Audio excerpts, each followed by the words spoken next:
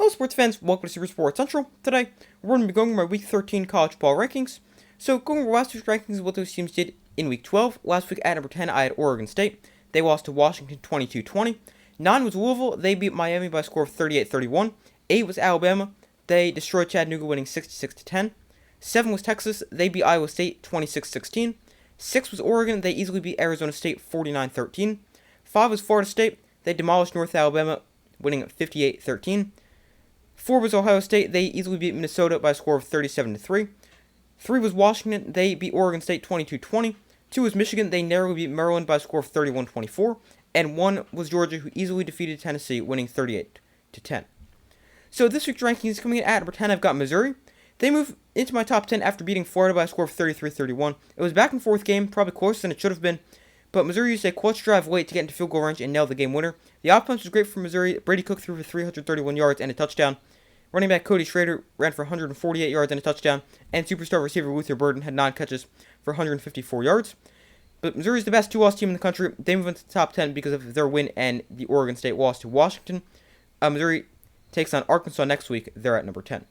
9, we've got Louisville. They remain at 9 after a 38-31 win over Miami. They officially clinched their spot in the ACC Championship game, where they'll play Florida State.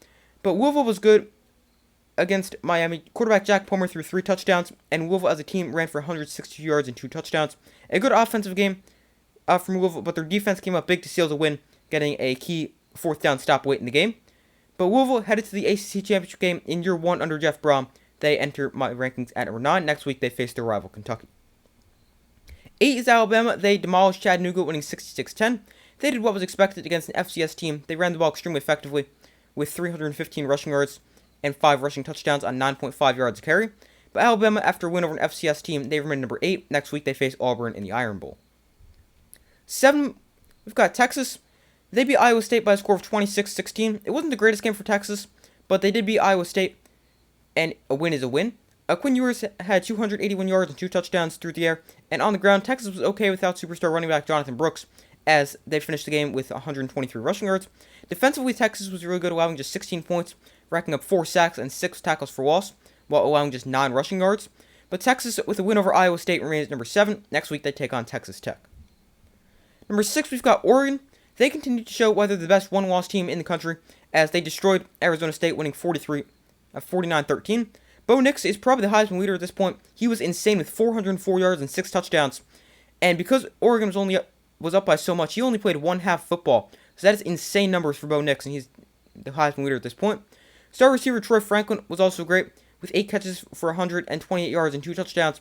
And after a dominant win for Oregon over Arizona State, they remain at number 6. Next week, they've got a tough game when they take on their rival Oregon State. Coming in at number 5, we've got Florida State. They ran at 5 after a 58-13 win over North Alabama, but they lost quarterback Jordan Travis to a devastating leg injury, and hopefully he can have a speedy recovery to a terrible injury. But Florida State got the win over an FCS team. They ran the ball effectively for 248 yards and 5 touchdowns, and ran for 6.7 yards per carry.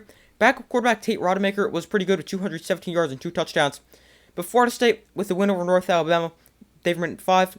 But without Jordan Travis, that definitely makes things interesting moving forward, with Florida next week and then Louisville in the ACC Championship game. But Florida State at number 5. Number 4, we've got Ohio State. They've run at number 4 after a big win over Minnesota, winning at 37-3.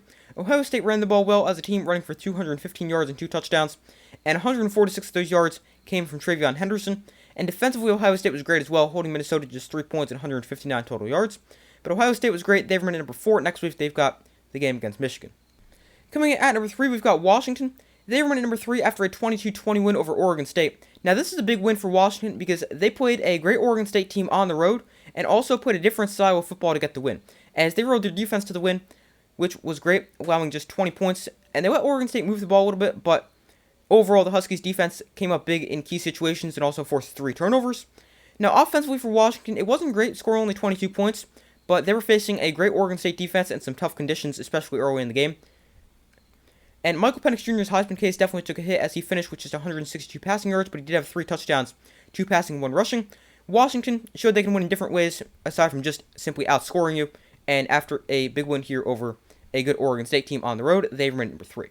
Number 2, we've got Michigan. They ran at 2 after they played their closest game of the season, beating Maryland by a score of 31-24.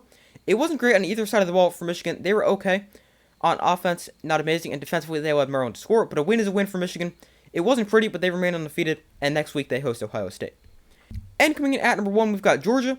They ran at 1 after a dominant win over Tennessee, 38-10. They were great on the road. They fell behind early from the first play from scrimmage, but after that, it was all Georgia. Carson Beck threw for 300 yards, or nearly 300 yards and 3 touchdowns. The defense was great as usual, and Georgia became the first team in SEC history to finish the regular season of SEC play 8-0 in 3 straight seasons. And they've also now won 28 straight games. So Georgia enters at number 1. Next week, they take on Georgia Tech before playing Alabama in the SEC championship game. And my updated college football playoff predictions: 1, we have Washington; 2, Georgia; 3, Ohio State; and 4, we've got Texas. So explaining those briefly: 1, I've got Washington. There's no reason they shouldn't be ranked number 1 if they go 13-0, because they will easily have the best resume of any team in the country. 2 is Georgia; 3 is Ohio State. Those are self-explanatory. And 4 is really hard because I don't think Florida State makes the playoff anymore without Jordan Travis. So I've got Texas at 4 winning the Big 12, but there's a bunch of different directions that could go. And if you guys want to see a video on certain playoff scenarios and who I think gets in if certain things were to happen, let me know in the comments and I'll be sure to do that. But thank you for watching. Make sure to like, subscribe, comment, turn notifications. I do my best to post as often as possible. Let me know in the comments if you agree with my rankings, disagree, and why. I'd love to hear your thoughts. But thank you for watching. Make sure to like, subscribe, comment, turn notifications. I do my best to post as often as possible. I will see you in the next video.